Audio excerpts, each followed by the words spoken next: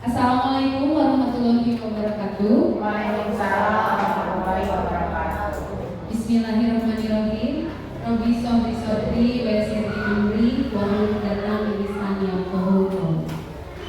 Yang terhormat Bapak Kepala Sekolah SD 3 Lebak Jaya, yang saya hormati Bapak Ibu guru serta staf SDN 3 Lebak Jaya yang pada kesempatan ini telah meluangkan waktu untuk mengikuti diseminasi saya selama 5 hari mengikuti latihan pembelajaran mendalam.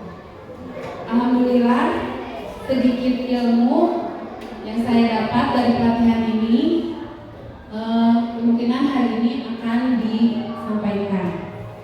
Acara saya kita mulai hari ini dengan bacaan basmalah bersama-sama. Bismillahirrahmanirrahim.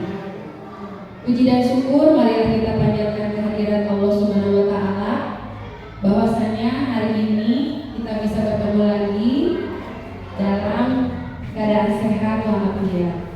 Amin ya rabbal alamin. Salawat serta salam kita limpah curahkan kepada junjungan kita Nabi besar Muhammad sallallahu alaihi wasallam. Bahwa hari kesannya mudah-mudahan hidayah dan maghfirahnya sampailah kepada kita sebagai ini. Bapak Ibu, saya mohon maaf karena waktu mengajarnya saya minta untuk kesini ya. Mohon maaf sekali Bapak Ibu karena saya di ini waktu ya. Karena tanggal 24 September saya udah pertemuan pendampingan 1. Nah ini mungkin saya hari ini Bapak dan Ibu dikumpulkan di ruangan ini adalah saya ingin menyampaikan pengimbasan tentang pembelajaran mendalam. Mudah-mudahan materi yang saya sampaikan kepada Bapak Ibu bisa dipahami, walaupun kiranya materi yang saya sampaikan kurang maksimal, tolong dikasihkan. Terima kasih sebelumnya. Ini adalah pengimbasan pembelajaran mendalam. Ada yang tahu sebelumnya pembelajaran mendalam? Kemungkinan pernah mengikuti? Pernah? Belum? Nah, pembelajaran mendalam ini adalah suatu pendekatan memuliakan peserta didik dengan berbagai pengalaman yang bisa diaplikasikan dalam kehidupan sehari-hari. Ya, mungkin sebelum ke pembelajaran mendalam kita mengenal dulu. Nah, di sini saya mungkin tidak akan panjang-panjang ya Bu ya.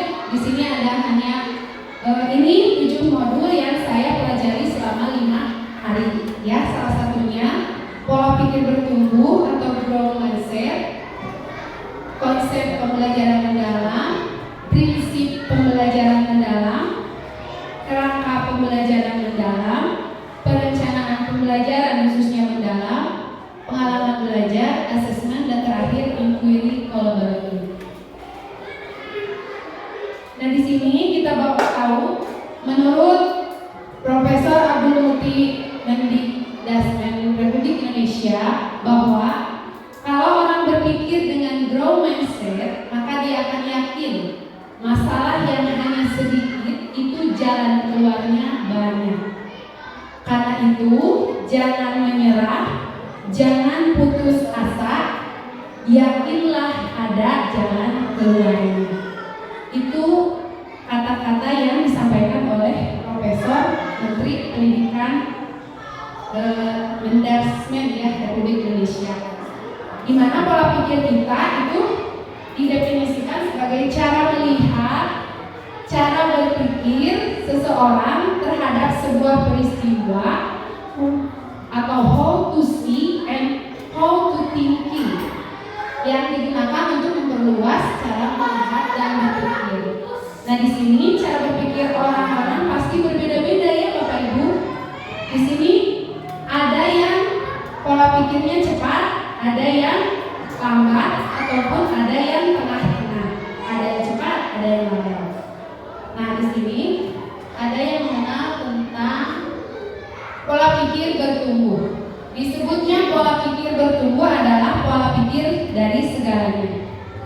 Setiap manusia pasti memiliki pola pikir yang akan mendikte suatu tindakan yang dilakukan serta akan menentukan hasil yang diperoleh.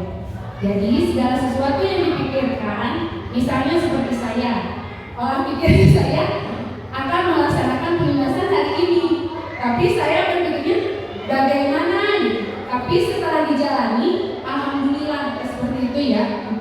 Tindakan dulu yang saya rencanakan mungkin hari apa, alhamdulillah sekarang sampaian, dan tentunya menentukan hasil yang diperoleh.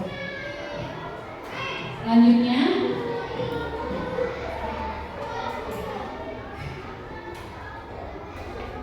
di sini seperti segitiga ya Bu ya. Pola pikirnya segitiga lebih penting daripada keterampilan. Di mana pola pikir itu adalah fondasi dari suatu keterampilan. Dan pola pikir juga merupakan cara melihat dan berpikir saat menghadapi masalah. Ya, mungkin di sini perannya untuk memperluas seseorang dalam melihat dan berpikir bahwa hal yang lebih baik itu bagaimana. Ya, mungkin selanjutnya jenis pola pikir itu ada dua ya Ibu, Bapak Ibu. Satu apa? Bisa dilihat? Pola pikir tetap atau fixed mindset. Nah di sini kecerdasannya hanya bersifat tetap, yang tidak banyak bisa dirubah. Ya, ini adalah biasanya kalau pola pikir tetap itu sifatnya apa? Salah satunya menghindar, ada rasa takut, menyerah. Nah dikatakan terus sesuatu hal yang dilakukan itu tidak menghasilkan yang positif, mubazir, ceritanya ya. Itu pola pikir tetap. Terus tidak suka serangan. Nah di sini kan adanya tidak ada keyakinan gitu ya. Banyakannya pesimis. Bagus Bu. Di situ juga ada suatu ancaman. Ancaman jadi kalau saya berubah, apa yang saya lakukan biarin udah aja sampai sini gitu ya. Kalau itu menyerah. Terus kalau mau wajib sesuatu yang dilakukan tetapi tidak ada hasilnya gitu ya. Kalau itu disebut mubazir. Nah itu ciri-ciri dari pola pikir tetap atau fixed mindset. Sedangkan kalau pola pikir bertumbuh, apa bisa dibaca Bapak Ibu? Ya, salah satunya contohnya itu menerima tantangan. Ya, seperti halnya saya. Walaupun saya tidak bisa, ada rasa takut, tapi Bapak Ibu telah menyemangati saya, bisa nih, apa yang dilakukan pasti bisa. Alhamdulillah ya, saya mempunyai rekan kerja yang baik, yang solid. Nah di situ terus ada obsesinya itu tetap bertahan, ya. Jadi beda antara pola pikir tetap dan bertumbuh. Terus di sininya banyaknya peluang. Apapun yang peluang datang, selalu dia jalani.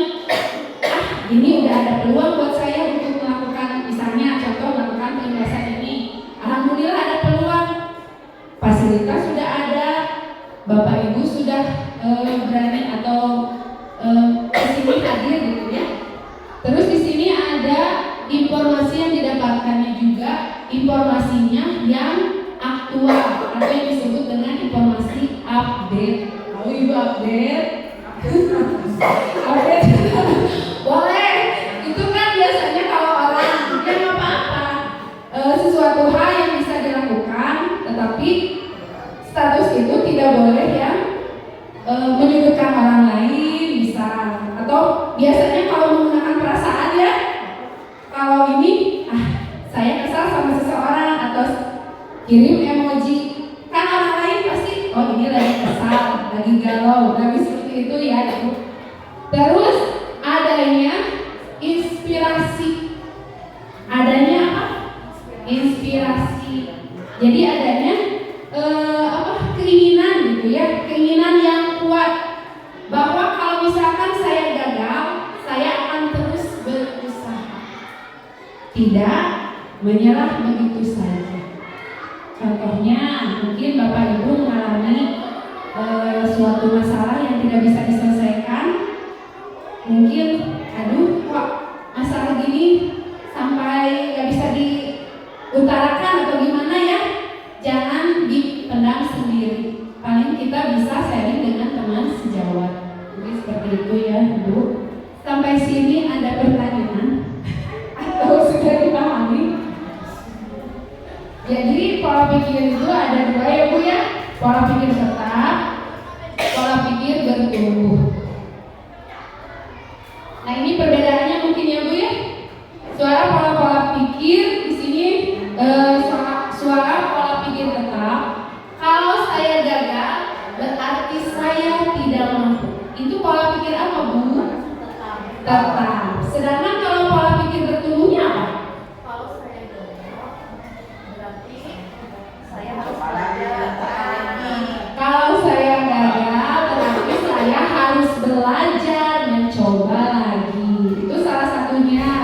Saya menolak saat menerima tugas yang belum saya pernah kerjakan sebab resiko untuk gagal akan besar. Saya pertamanya seperti itu ya. Saya menolak karena saya dipilih.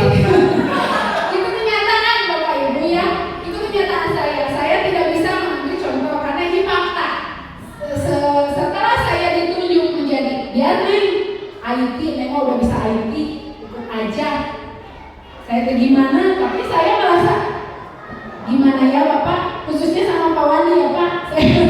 Ibu jangan gitu. Ibu udah mewakili sekolah, Ibu udah terpilih. Jadi makanya Ibu harus siap apapun resikonya. Tapi alhamdulillah ya Bapak Ibu, setelah saya menerima pekerjaan yang belum saya kerjakan, sebab ini adalah peluang untuk belajar dan mengembangkan potensi diri. Sebelumnya saya berbicara di depan ini, bagaimana ya Bu ya? Saya takut gimana, tapi setelah kata Bu Ii, berusaha dulu Neng. Apapun hasilnya itu kita rembuk bersama-sama. Nah seperti itu. Terus kesalahan menunjukkan kelemahan saya harus dihindari dengan menjaga nama baik. Biasanya orang pola pikir tetap itu kan suka menunjukkan kelemahannya ya. Udah sampai sini aja, jangan ini udah saya mah gak mampu.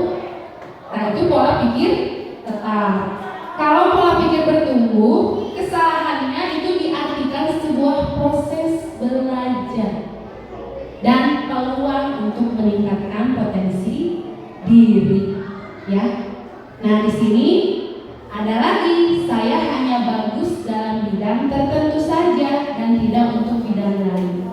Misal, ada saya mah kemampuan saya itu hanya di kelas 2 misalnya, gak mau di kelas yang lain. Hanya ini saya kemampuannya takut, apalagi di kelas 5 ya Bapak Ibu, harus bisa melatih anak untuk mengikuti ujian ANBK. Itu salah satunya selain dari materi dukungan ya dari para guru terhadap murid-murid, karena itu adalah masuk sama raport pendidikan ya Bapak Wani. Ya kalau ANBK itu, tapi insya Allah saya percaya pada guru kelas 5 khususnya ya membuahkan hasil yang bagus. Nah ini, tapi suara pola pikirnya harus tetap harus bertumbuh, dimana saya bisa belajar apapun, juga saya mau termasuk hal-hal yang sangat sulit sekalipun. Nah di sini juga ada satu lagi, kecerdasan kemampuan adalah segalanya yang akan menjadi faktor menentukan sukses tidaknya.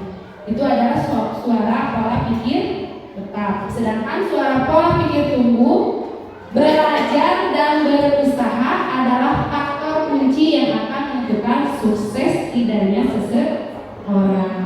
Jadi Bapak Ibu, saya masih belajar di sini juga sama.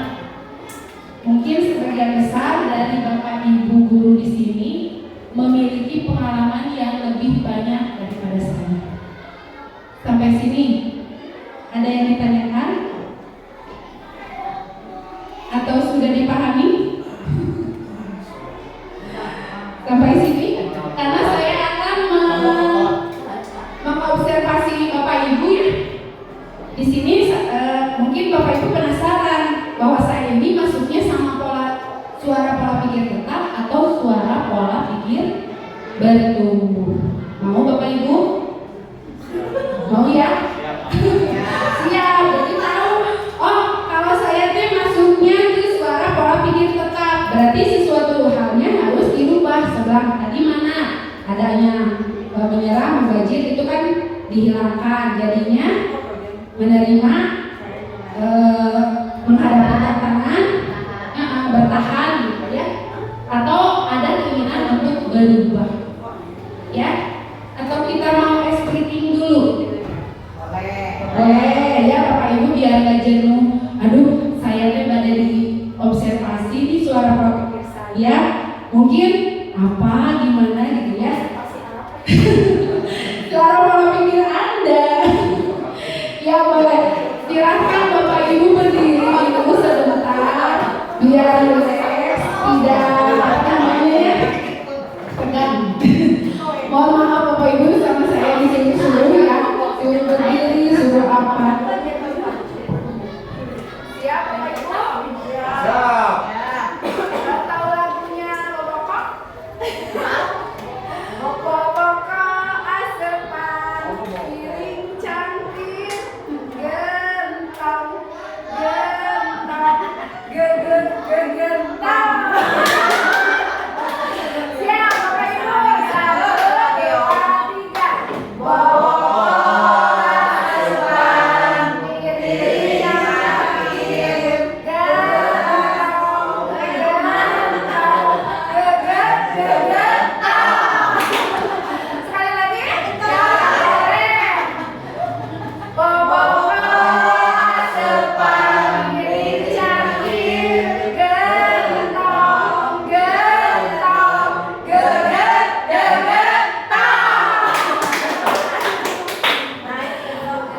terima kasih Bapak Ibu.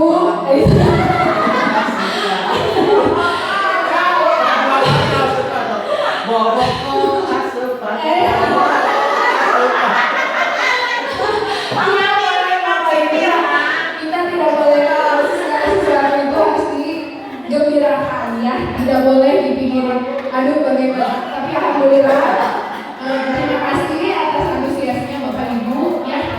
Mungkin sekarang saya akan membagikan selembaran surat observasinya ya.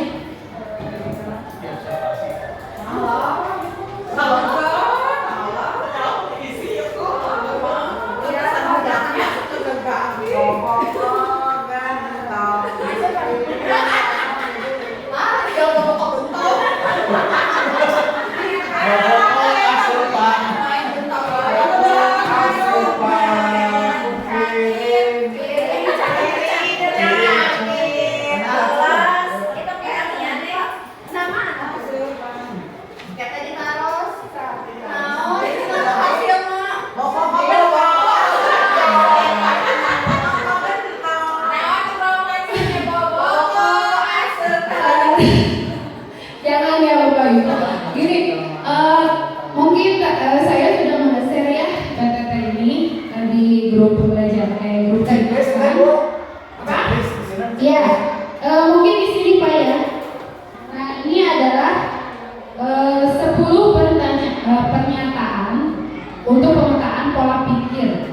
Jadi kita itu di pola pikir mana? Pola pikir tetap atau suara pola pikir bertumbuh. Nah, di sini boleh Bapak Ibu menceklis.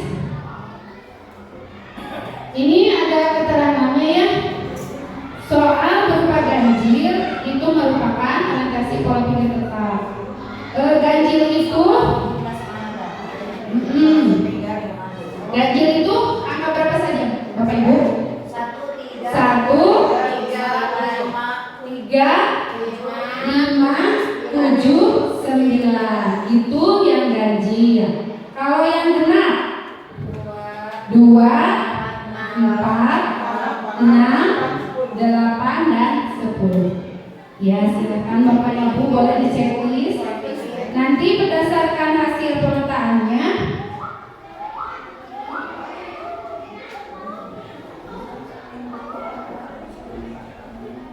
boleh Bapak Ibu disimpulkan.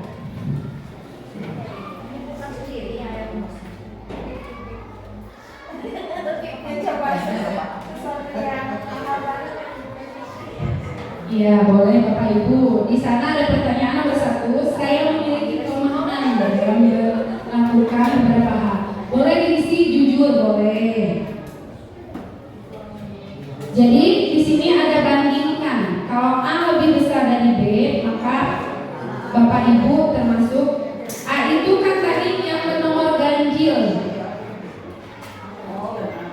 Iya, ganjil genap. Kan tadi udah sudah. Coba.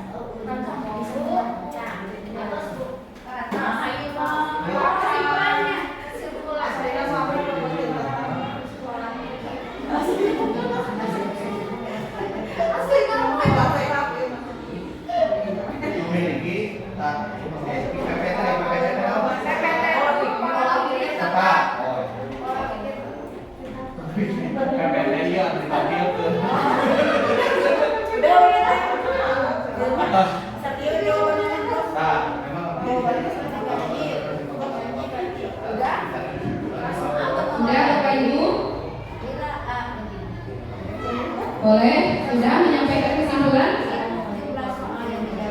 Terindikasi. Iya, boleh.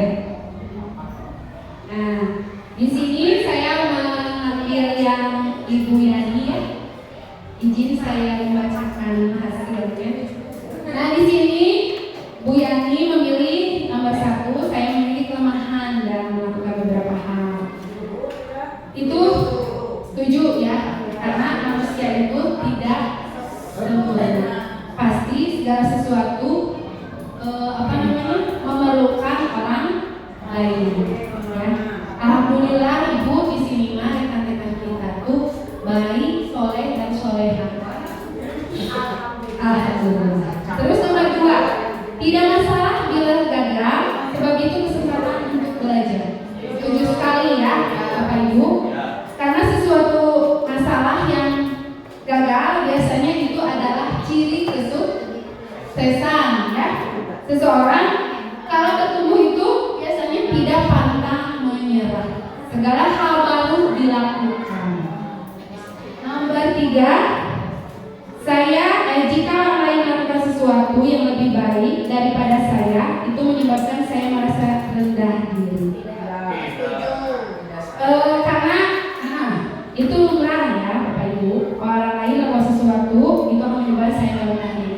Justru itu dianggap sebagai motivasi buat kita untuk melakukan hal yang sesuatu yang lebih baik. Jangan yang monoton gitu ya Bapak Ibu ya. Misalkan cirinya atau contohnya saya tadinya gak yakin, alhamdulillah sudah dijalani kata Bu Iri, udah dijalani mana apa adanya. Nanti yang lain kalau misalkan kekurangan, terima kasih Bu Iri ya. Terus saya mencoba hal-hal baru meskipun hal ini memiliki resiko. Tidak ya Bu ya? Suka mencoba? Menyadari mungkin karena faktor gitu. Ya, yes, benar. Boleh. Tetapi kalau masalah umur, usia yang lebih dari saya ataupun usia lebih dari itu, ada orang yang masih semangat. Itu adalah salah satu ciri pola pikirnya tetap. Jangan David itu sepuh, malah mampu, tapi setelah melihat orang lain melakukan, apapun bisa. Emang lumrah Bapak Ibu ya, saya menyadari karena usia itu tidak bisa menutup usia muda itu memiliki semangat yang kuat. Apalagi kalau yang usianya menginjak lansia, kadang-kadang seperti anak kecil yang mau perhatian, ya biasanya saya melihat tidak jauh orang tua saya, ya seperti itu, perhatiannya pengen lebih, tetapi sebagai manusia yang ingin merubah apapun segala sesuatunya itu harus mencoba lagi gitu ya, walaupun berbagai risiko, tapi di sini relatif ya, orang mencoba hal baru itu relatif sebenarnya. Tadi salah satunya sesuai dengan usia. Saya meyakini Bapak Ibu, saya juga sama masih belajar. Saya merasa sukses pada saat mampu menunjukkan kepada orang lain bahwa saya mahir dalam suatu bidang. Setuju? Tidak? Setuju. Coba kalau Ibu kan Bu Yali di sini tidak setuju. Kalau Ibu setuju, coba Alasannya. Jadinya saya merasa sukses pada saat mampu menunjukkan kepada orang lain bahwa saya, misalnya begini, saya tadi ngobrol sama Bu Ai ya. Ketika Bu Ai sudah berhasil membuat anak menjadi juara, merasa bukan sukses. Dalam hal ini bukan berarti sombong, tapi merasa bangga bahwa saya sudah berhasil melakukan hal yang baik, hasilkan anak menjadi juara. Ya, ada yang merasa takut sombong. Jadi bukan di sini bukan sombong, bukan merasa sukses apa ya. Merasa bangga dalam melakukan hal yang baik. ya. Terima kasih kepada Bu Ade. Mungkin di sini adalah ada yang menjawab setuju, ada yang tidak setuju. Kalau setuju sama, coba apa dari segi apa? Justru untuk saya sendiri di sini jawab setuju itu karena itu sebagai motivasi juga, ya. Kita jangan mengambil bahwa yang hal seperti itu jadikan itu hal yang negatif. Justru untuk kita sendiri atau untuk orang lain itu jadikan motivasi biar kita merasakan hal-hal yang seperti itu. Itu kalau saya sendiri sih. Ya, terima kasih kepada Pak Rusmani. Ya, saya di sini mengatakan bahwa hal-hal itu relatif ya, ada yang setuju, ada yang tidak setuju. Kalau ada alasannya? Terima kasih atas kesabarannya. Dibangunkan kepada karakter dan saya mengakui sebelum ini disebar apa ini namanya ini saya sudah menyadari bahwa saya sebenarnya condong ke PPT. Saya juga sama.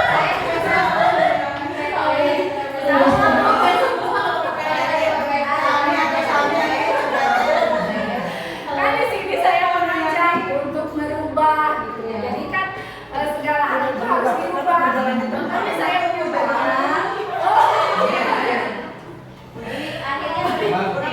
Kalau dari awal dari baca bawah dari baca bawah maka dari tadi naon kita naon kita Iya. kita mesti sesuai judul. Tapi kan ya, Iya, boleh. tapi kan evaluasi kan ada evaluasi diri sendiri, Iya. ada evaluasi oleh orang lain. Iya. Kalau orang lain teman-teman evaluasinya bahwa dia itu bukan PPT, gitu. Tapi Iya. menurut dirinya PPT, padahal menurut orang lain Belum tentu belum tentu. belum tentu PPT. Memang saling melengkapi lah. Iya. Ya, kita kan sharing Bu. Jadi segala sesuatu masalah, walaupun begini, contoh hal kecil lagi. Saya punya masalah di rumah. Saya datang ke sini supaya orang lain tidak tahu apa masalah saya. Tapi kan kebetulan ibu-ibu di sini pengalaman. Nanya sama saya, kenapa Nek? Nah, seperti itu. Ada kesempatan lagi bicara Bu. Boleh.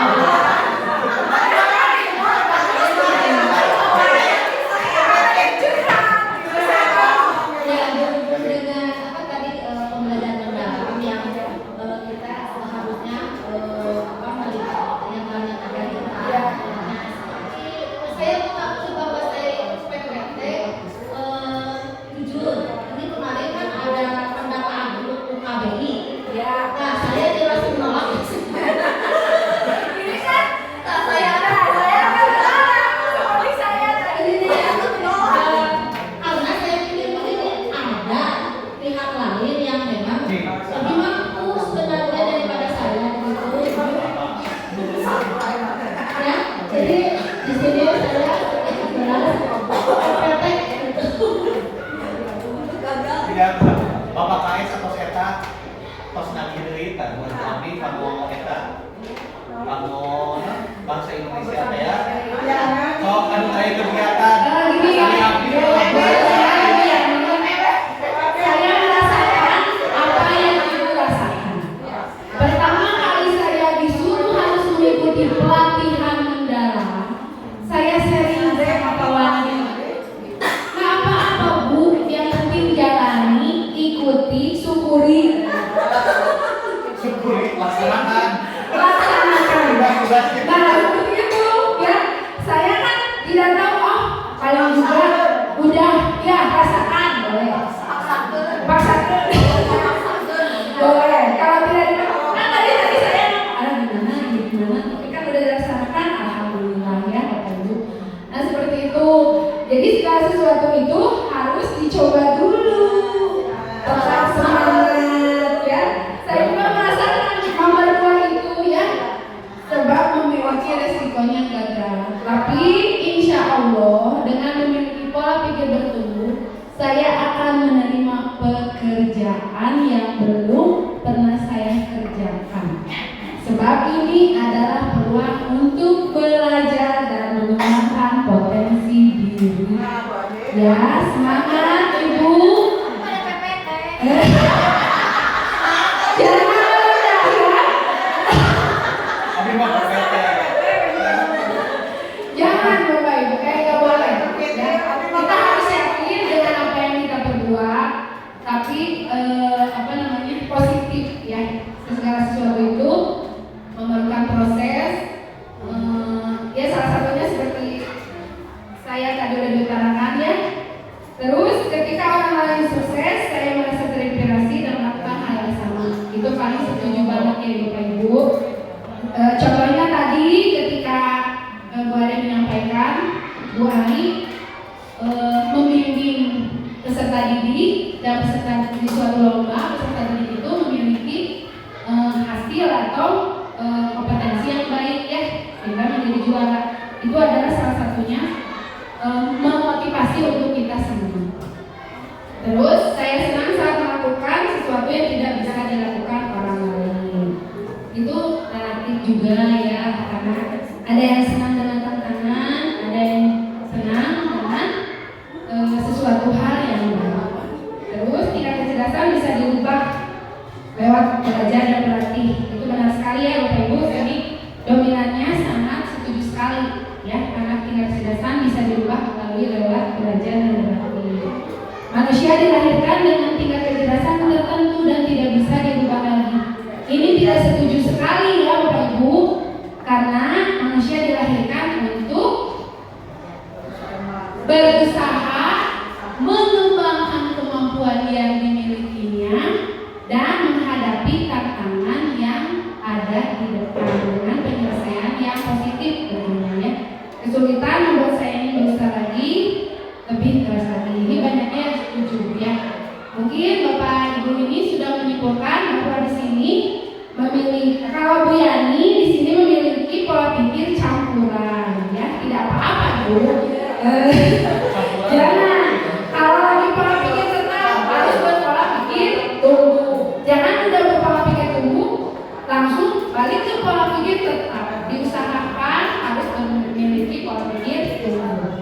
Ya Bapak Ibu, terima kasih.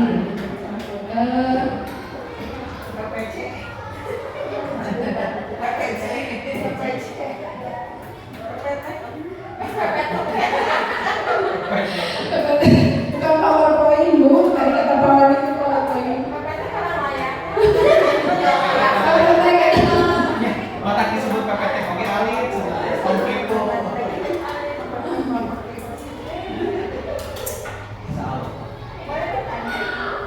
Oh boleh. Boleh. Mana? Hasil dari barusan Pemetaan pola pikir ternyata yang setuju pertama Bu Adi memiliki pola pikir termasuk. Nah, apa langkah-langkah yang harus dilakukan agar misalkan pola pikir kita itu berubah asalnya pola pikir kita berubah menjadi grow mindset. Amin. Izin menjawab dulu ya. Mungkin ini mah berdasarkan pengalaman saya. Segala sesuatu saya kan dari awal udah bilang ini ya Bu ya. Saya ditunjuk menjadi salah satu guru untuk mewakili sekolah. Itu adalah hal beban berat sebenarnya Bu ya. Tapi saya di sini mempunyai tekad atau keinginan saya ingin merubah pola pikir saya. Salah satunya dengan berani melakukan hal positif tanpa memandang istilahnya mah mencoba dulu lah. Jangan sampai ada keinginan menyerah. Ketika dijalani kan alhamdulillah 5 hari itu dari jam 7 sampai jam 5 loh Bu. Itu kan ya salah satu hal yang berani, yakin apa yang dilakukan itu positif. Adapun masalah bisa dihadapi dengan kemampuan kita. Walaupun kemampuan kita tidak mampu, sharing dengan teman sejauh. Mungkin itu kalau pengalaman saya. Boleh, Bapak Ibu boleh. Kalau yang lain boleh bisa menambahkan? Gimana? Memang itu ya, berani mencoba. Yang saya alami dari dulu berani. Jadi pengalaman saya berani mencoba sebenarnya. Seperti pas waktu saya di PPG sama kemarin itu selalu bergerak ya. Pas waktu kemarin itu pas waktu tahun 2023 antara PPG dengan CGP itu kan lumayan hal yang lumayan antara pribadi, pengembangan pribadi dan yang lainnya itu antara profesi juga. Memang setelah dicoba ternyata tidak terlalu minat. Yang paling utama kita harus bisa mencoba, ya, berani mencoba untuk hasil dari itu sebagai bonusnya itu. Tapi alhamdulillah kan setelah terjadi itu bonusnya alhamdulillah sampai sekarang saya dapatkan, dan itu mungkin yang bisa saya tambahkan ya, itu berani mencoba yang paling utama. Tadinya saya juga dalam hal yang lain seperti yang mungkin mohon maaf ibu-ibu bilang Pak Wadi bisa anak komputernya bisa ini. Sebenarnya itu jujur ya, yang saya pelajari di tingkat komputer itu hanya sebatas dasarnya saja. Yang kesininya itu secara otodidak belajar sendiri, ingin berubah ya. Sebenarnya itu yang paling utama, ingin berubah ya, ingin bisa. Jadi yang belum yang lain pelajari, saya ingin bisa lebih dulu. Dan dari diri sendiri saja. Iya, terima kasih Pak Wandi. Mungkin seperti itu Bu Ai ya, berbagai pengalaman. Emang saya jujur saya tidak percaya diri. Segala hal itu, apalagi ini harus mengikuti pelatihan mewakili sekolah. Itu kan pikirannya berat. Gimana saya bisa enggak? Tapi setelah dijalani, saya sebenarnya malu kalau bicara di depan banyak orang seperti ini ya. Saya mencoba memberanikan diri, alhamdulillah seperti ini. Itu mungkin Bu dari saya sama Pak Wandi. Mudah-mudahan bisa dimengerti. Berani mencoba, yakin, percaya diri. Istilahnya malah apa ya? Sebenarnya motivasi itu yang paling Motivasinya dari diri kita ada aja. di dalam diri kita sendiri. Orang lain memang seperti itu harus gitu ada di dalam dirinya kita. Iya. Nah, itu yang paling utama. Untuk secara teknis mungkin seperti itu. Ya, bilang Tapi itu, jadi yang pengen saya balik teh, innernya gitu, dalamannya.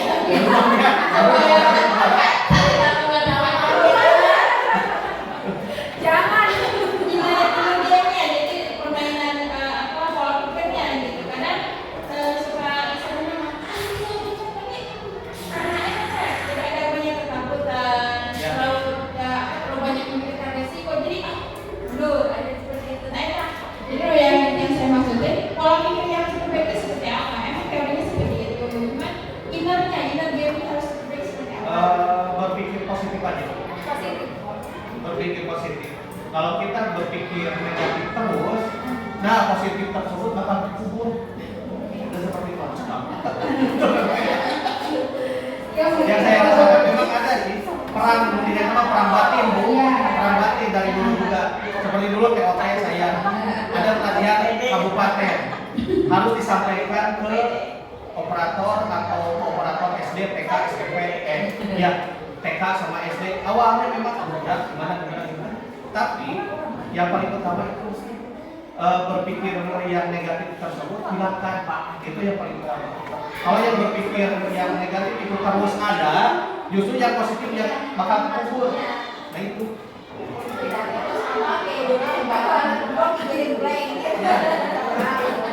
Percaya diri dan percaya Iya, diri. percaya diri. Memang dulu dalam masa saya itu kan adanya ketakutan, tapi saya beranikan diri gitu.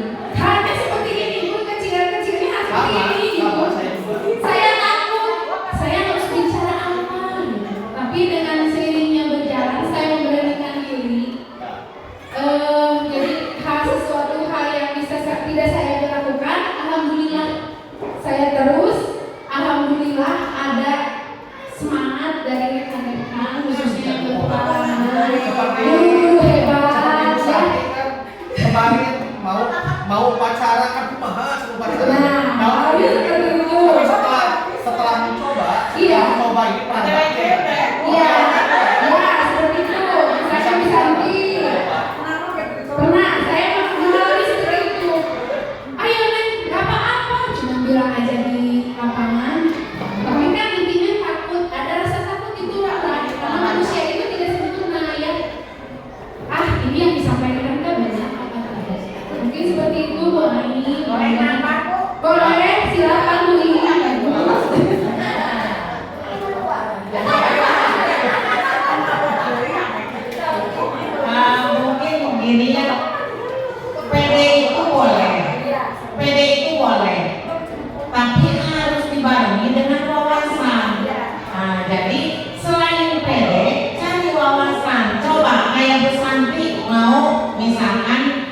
pembina upacara. Saya percaya sebelumnya Bu Santi nyari-nyari apa yang akan diucapkan, apa yang akan diberikan. Nah itu kan harus dicari, di wawasan itu harus berkumpul. Nah, jadi ada orang yang pede didahulukan, isinya tong kosong. Tentang PPT ngomong seberapa kemana, tapi tujuannya nggak ada. Itu adalah kurang wawasan. Jadi untuk PPT tadi saya juga kan ngisi ini campuran karena tidak pedenya karena kata Ibu Yani tadi faktor U, kalau faktor U itu berkurang, keberanian berkurang, wawasan berkurang. Nah jadi mumpung ini dari nenek-nenek ya, dari nenek itu untuk yang muda yang masih muda, silahkan cari wawasan sebanyak mungkin. Seperti Bu Yanti kan mengikuti itu diberi kesempatan oleh yang nenek-nenek ini. Silahkan yang muda cari wawasan yang lebih banyak supaya kepedean itu datang gitu. Jadi cari modal itu bukan modal pede saja. Jadi harus mencari gitu. Itu semoga bermanfaat. Assalamualaikum warahmatullahi wabarakatuh. Ya, alhamdulillah Bu Giri, terima kasih. Mungkin setelah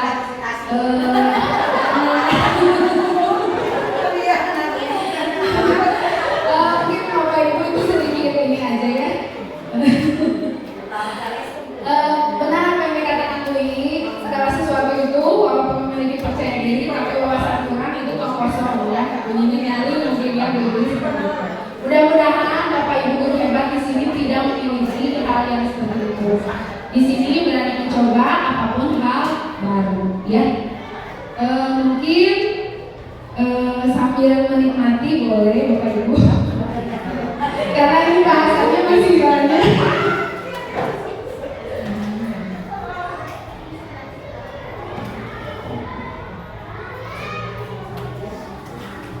Boleh di sini mau minum dulu apa? Tadi sudah menikmati. Oh, menikmati. Terima kasih. Ya sambil berjalan aja ya Bapak Ibu, soalnya ini waktu apa namanya terus berjalannya.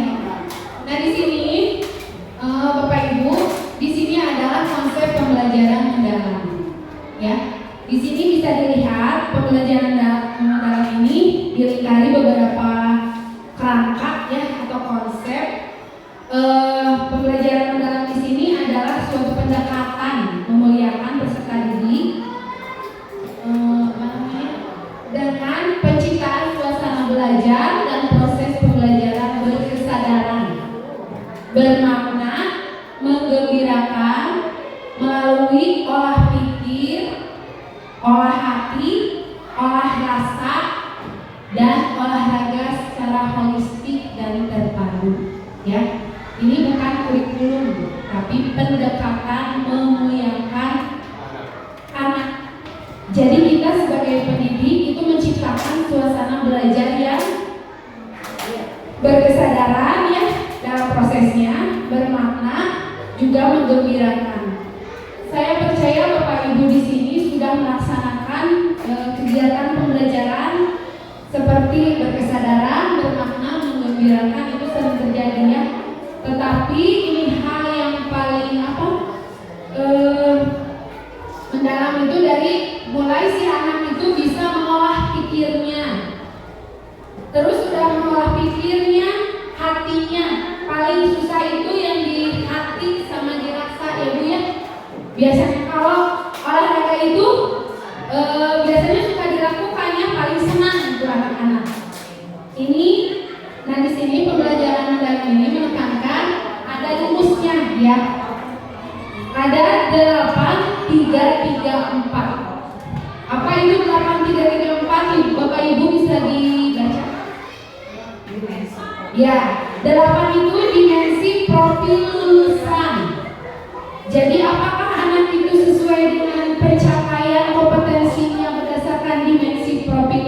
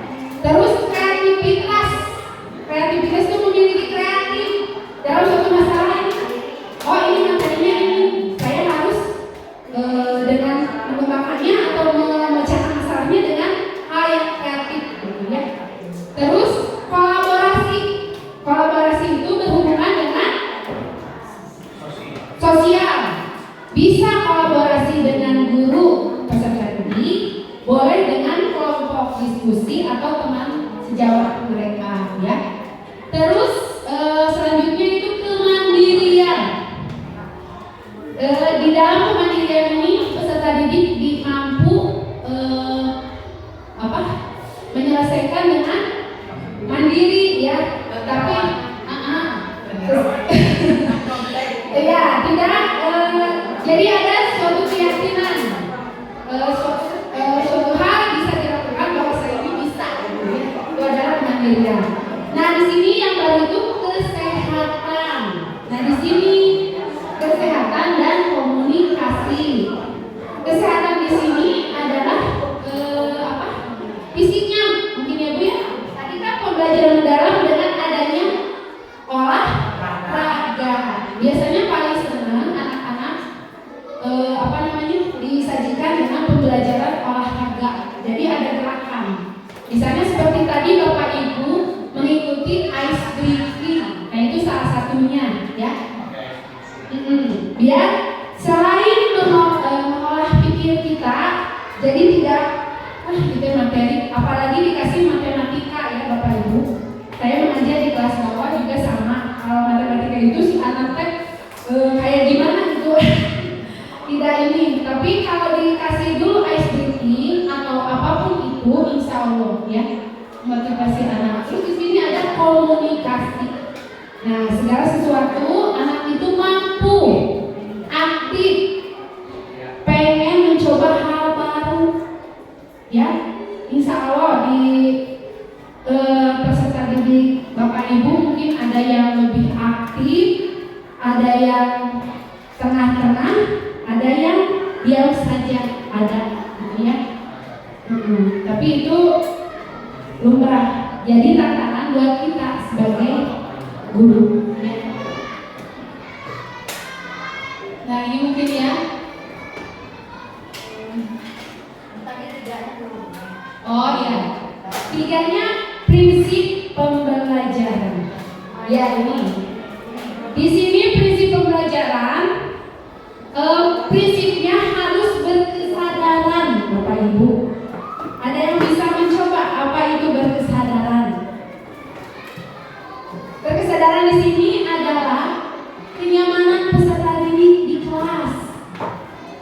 Jadi sadar, anak tuh peserta didik itu sadar, oh saya sedang belajar. Kan ada sewaktu anak biasanya sudah gini, Dede, tadi di sekolah belajar apa? Gak tahu. Nah banyaknya seperti itu ya Bapak Ibu. Padahal kita sudah capek-capek dari pagi sampai siang mengajar, tapi si anak bilang gak tahu. Nah itu hal yang harus dihindari ya Bapak Ibu.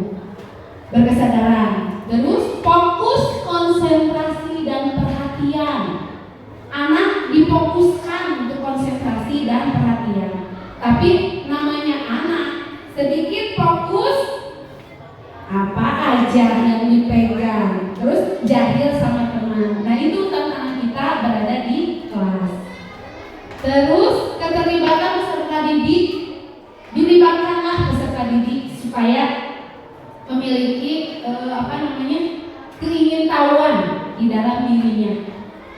Terus keingintahuan terhadap pengetahuan dan pengalaman baru khususnya, termasuk dari materi apa yang kita sampaikan. Jadi si peserta didik itu tahu, oh ibu guru teh tujuh menjelaskan materi bangun data, bisa kalau matematika. Tadi belajar apa Dede? Tadi teh belajar ini Bu, bangun data. Nah, yang diharapkan itu seperti itu ya peserta didiknya. Terus ada lagi bermakna. Nah di sini bermakna itu konteks materinya itu relevan dengan kehidupan nyata. Ya, bermakna. Jadi bermakna itu dilibatkan anak itu bisa menjadi pembelajar sepanjang hayat. Jadi di situasinya dilibatkan dalam suatu pemecahan masalah. Salah satu contohnya yaitu diskusi kelompok ya. Biasa itu bisa kita hanya mengarahkan anak-anak suruh berdiskusi berkelompok untuk memecahkan suatu masalah, baik materi apapun yang diberikan oleh kita. Terus yang terakhir yaitu menggembirakan. Lingkungannya, pembelajarannya yang interaktif, tantangannya yang besar. Ya, menggembirakan itu seperti hal-halnya bisa memotivasi anak untuk terus belajar. Dan situasinya juga tidak, kalau materi matematika kan biasanya anak suka, aduh takut gak bisa, lupa lagi, gimana ya ini? Nah seperti itu. Jadi kita harus memberikan ruang untuk prakasa, kreativitas dengan menumbuhkan bakat dan minat anak di kelas. Mungkin itu yang prinsip pembelajaran mendalamnya. Yang tadi ya Bu Ade, ini prinsip pembelajaran mendalam dikenal dengan 3 atau yang istilah dengan BBM, ya, berkesadaran, bermakna, menggembirakan. Itu salah satunya prinsip dalam pembelajaran mendalam. Selanjutnya, nah di sini ada penerapan PM semua pihak terlibat saling menghargai dengan mempertimbangkan kompetensi, martabat dan nilai-nilai kemanusiaan. Nah di sini tadi pembelajaran mendalam memiliki 3 prinsip. Apa ya Bapak Ibu? Berkesadaran, bermakna, menggembirakan. Nah di 3 BBM ini menghasilkan olah pikir, olah hati, olah rasa, dan olah raga dengan mewujudkan 8 dimensi profil lulusan yang tadi ya Bapak Ibu. Sampai sini paham? Terima kasih. Apa itu BBM?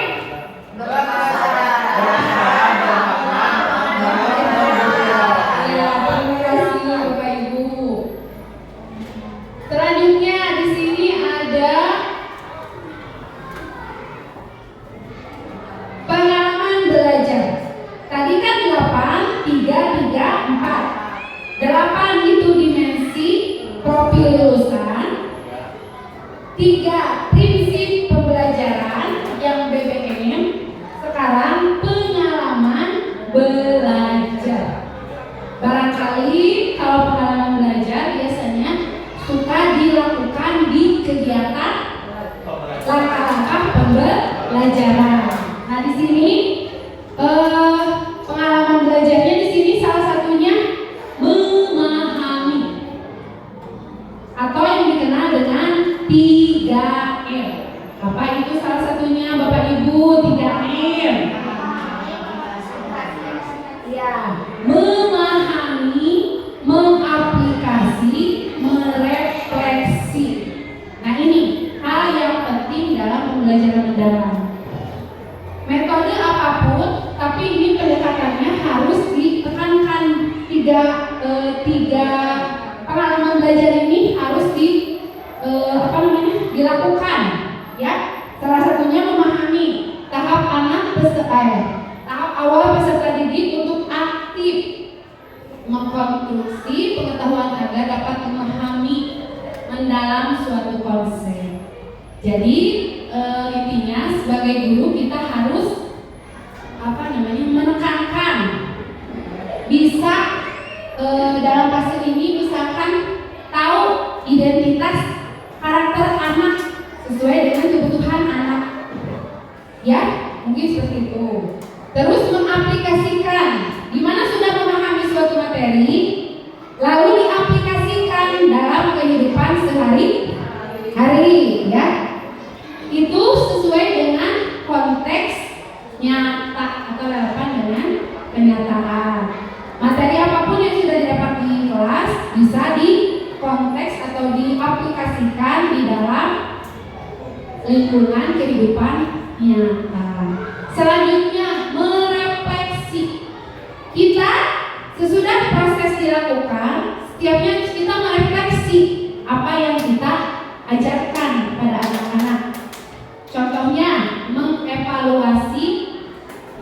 dan memaknai proses serta hasil tindakan atau praktik nyata yang telah mereka lakukan.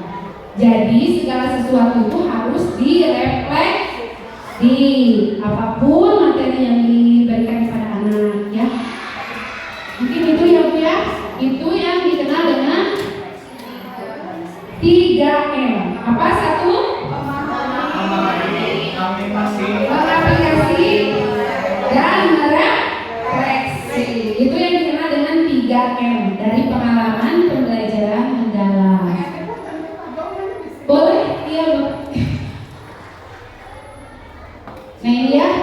Jadi sini pengalamannya itu pengetahuan, memahami karakteristik, menghubungkan pengetahuan baru dengan pengetahuan sebelumnya, menstimulasi proses berpikir. Jadi anak itu dituntut untuk memiliki proses pola pikir yang bertumbuh. Terus menanamkan nilai moral dan etika yang positif lainnya. Ini mungkin tantangan untuk kita semua ya Bapak Ibu, karena nilai moral itu sudah sudah terkikis dengan adanya zaman modern. Anak-anak itu, nah itu tantangan besar kita bahwa setiap peserta didik itu kalau sesuai dengan zamannya ya Bapak Ibu memiliki keinginan atau ingin gadget. Mungkin seperti itu kalau memahami. Terus mengaplikasikannya tadi udah memahami bentuk menerapkan pengetahuan ke dalam situasi yang nyata ya, mengaplikasikan, merefleksinya, memotivasi diri sendiri untuk terus belajar.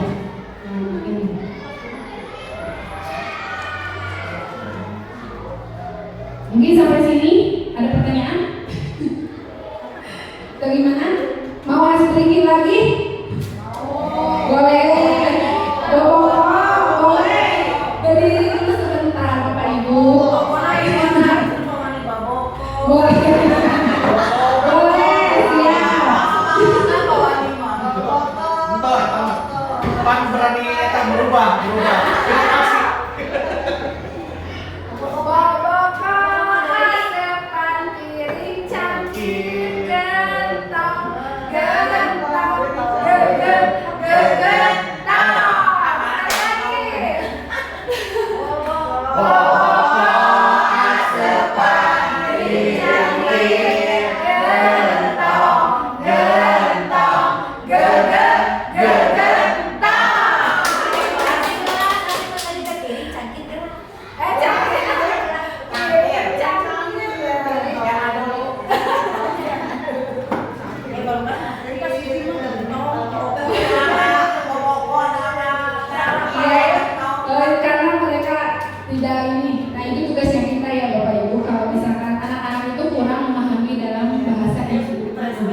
Iya, translate boleh.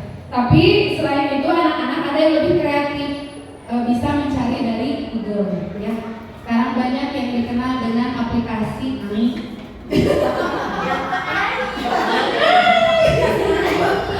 Ya, AI. Jadi segala sesuatu boleh itu karena tuntutan kita, tuntutan zaman harus sesuai dengan zaman. Kalau kita waktunya dulu seperti ini, kalau sekarang kita harus mengikuti zaman anak-anak. Nah mungkin tadi yang dikenal dengan 8 dimensi profil lulusan, prinsip pembelajaran dalam, ada 3. Tadi apa Bapak Ibu? Berkesadaran, bermakna, dan menggembirakan. Terus 3M, apa itu? Memahami, mengapresiasi, dan merefleksi. Sekarang kerangka pembelajaran mendalamnya, ya Bapak Ibu. Di sini ada taktik pedagogis. Salah satunya ini sebagai guru tugasnya strategi mengajar yang dipilih guru untuk mencapai tujuan belajar dalam mencapai dimensi profil lulusan. Dengan mewujudkan pembelajaran mendalam, guru fokus pada autentik, yang nyata ya Bapak Ibu. Terus mengutamakan praktik nyata.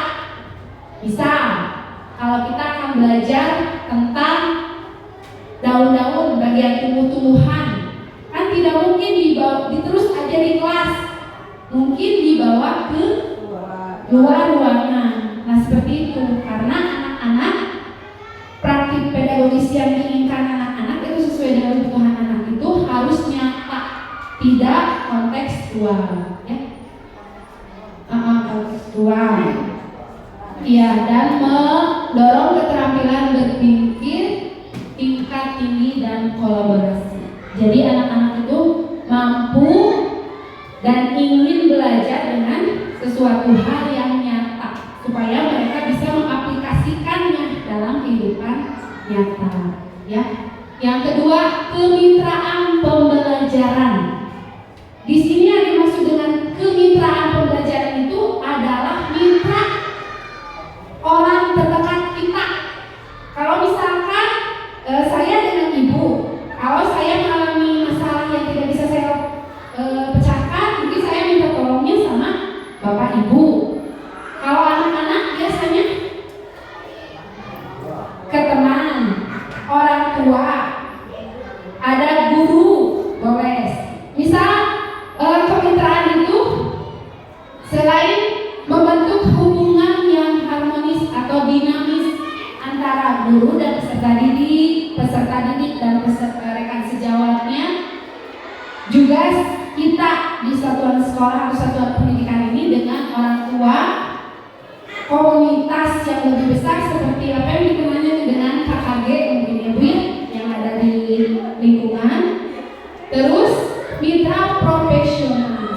Nah di sini kemitraan ini seseorang yang bisa ahli dalam bidangnya tersebut. Ini tuh kalau kemitraan. Dan pendekatan ini memindahkan kontrol pembelajaran dari guru saja menjadi kolaborasi bersama, menciptakan sesuatu yang berkolaborasi, gitu ya, yang saling sharing, yang saling bertukar pikiran. Segala sesuatu bisa dilakukan dengan bersama-sama. Terus yang ketiga, lingkungan pembelajaran.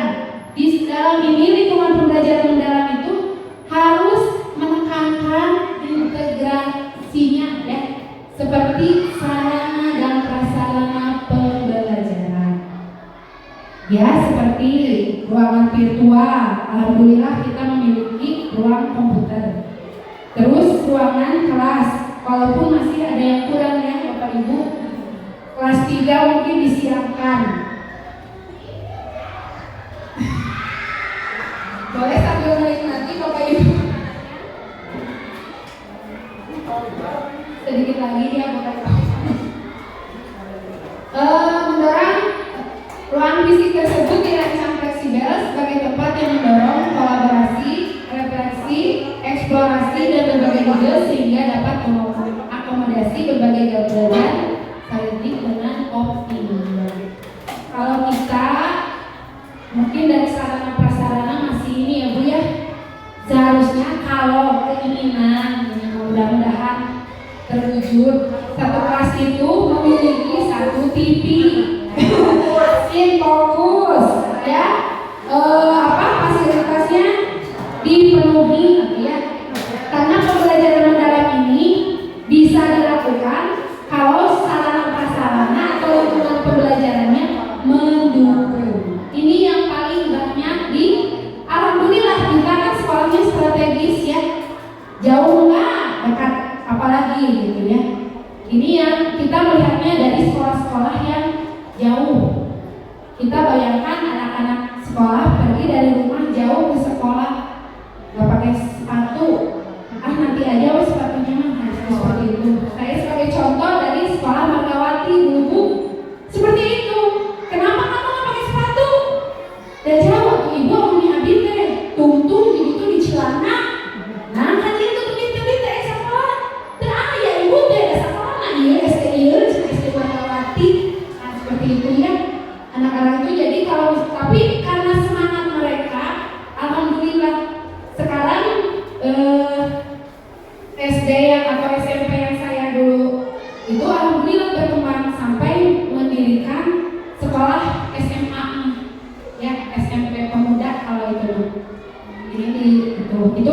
belajarnya alhamdulillah tahun ke tahun bisa berubah. Nah, alhamdulillah sudah mendirikan sekolah SMA dari SD sampai SMA. Nah itu Margawati. Ya, contohnya seperti itu kalau lingkungan pembelajaran. Nah, di sini pemanfaatan digital. Ini adalah tuntutan untuk kita semua, Bapak Ibu. Jangan melihat faktor usia. Kalau pemanfaatan digital ini diharuskan kita mempelajari IT, ya. Diusahakan Bapak Ibu sedikit-sedikit, lebih sedikit-sedikit. Kita pasti ada keinginan belajar, pasti kita bisa, ya, insya Allah. Nah, di sini pemanfaatan teknologi digital juga memegang peran penting sebagai katalisator untuk menciptakan pembelajaran yang lebih interaktif, kolaboratif, dan kontekstual. Karena tersedianya berbagai sumber belajar. Tadi salah satunya dari Ibu Ani, ya, aplikasi AI. Atau yang kenal kita pasti yang pembelajaran coding, ya Bapak. Itu memerlukan fasilitas dan sarana, apalagi buku sumbernya masih ini. Padahal itu pembelajaran yang menarik. Seperti kemarin Padlet saya atau kuisis siapa ya bisa kan kita dengan Google Form. Nah, bisa saja dengan Google Form. Itu saya mengalami seperti itu ketika COVID, ya. Saya dituntut untuk bisa Google Form. Tapi alhamdulillah karena saya sharing atau minta bantuan sama Pak Wandi, akhirnya pemanfaatan digital itu tadinya saya tidak bisa, alhamdulillah bisa. Nah, mungkin itu ya Bapak Ibu tentang pembelajaran mendalam. Tadi polanya atau rumusnya ada 8, 3, 3, 4. Nah, di situ 8 tadi dimensi profil lulusan, prinsip pembelajaran, yang 3 yang BBM, ya, berkesadaran, bermakna, dan menggerakkan. Terus prinsipnya harus memahami pengalamannya memahami, mengaplikasi, merefleksi. Nah, nanti itu dituangkannya dalam perencanaan pembelajaran, ya.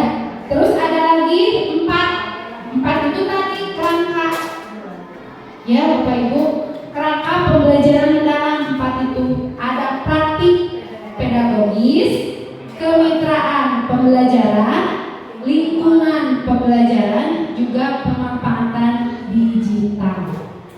Nah, mungkin itu ya pola pembelajaran mendalam. Mungkin sampai sini Bapak Ibu.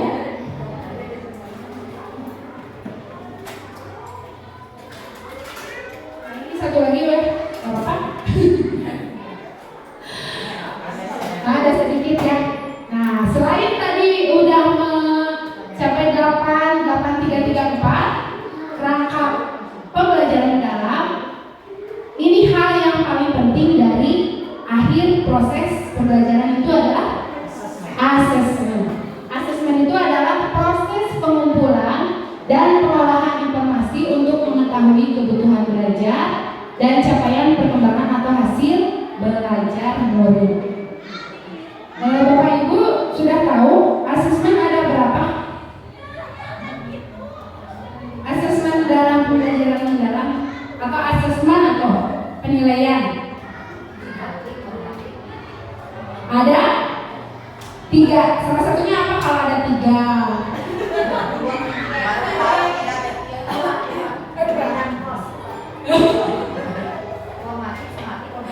Iya, benar Bapak Ibu ya. Asesmen dalam penerapan pembelajaran mendalam biasanya kita dulu dikenal dengan pengetahuan, sikap, dan keterampilan.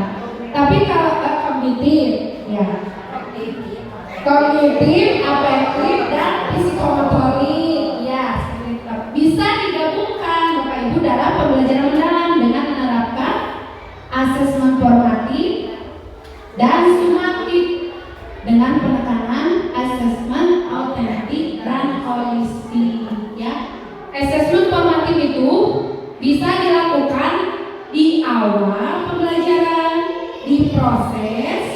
ataupun di akhir kalau formatif.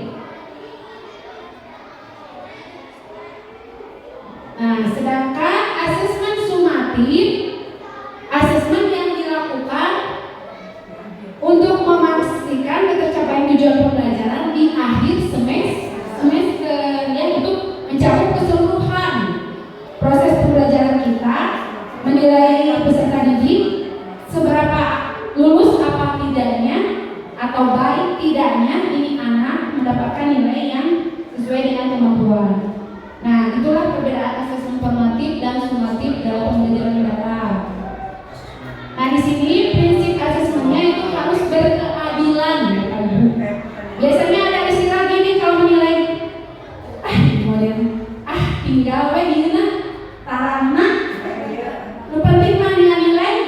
Nah, kalau jangan seperti itu ya, Bapak Ibu, kalau bisa. Sesuai dengan harus prinsip pembelajaran asesmen ini harus berkeadilan untuk anak, di mana melakukan penilaian peserta didik dengan tidak melihat latar belakang, ya. Tadi nggak usah menilai budak siapa pintar, budak ini mah bodoh, budak ini mah sedang. Nah, tidak boleh seperti itu, Ibu ya. Harus berkeadilan dengan kebutuhan peserta didik, ya. Ya, atau misalkan ada orang tua yang ngasih makanan, ini bagus gininya, kasih nilai, bisa seperti itu ya Bapak Ibu. Harus berkeadilan. Terus edukatif. Nah, penilaian dengan hasil digunakan sebagai umpan balik bagi peserta didik. Jadi dikasih umpan balik seperti anak itu dikasih umpan balik, misalkan melakukan sesuatu hal yang baik, kita beri, wah kamu hebat, tepuk tangan, atau kamu salut, pintar. Nah, seperti itu. Terus ada yang objektif, penilaian itu didasarkan dengan informasi faktual atau nyata. Alhamdulillah. Mungkin Bapak Ibu sebentar ya, ada dulu.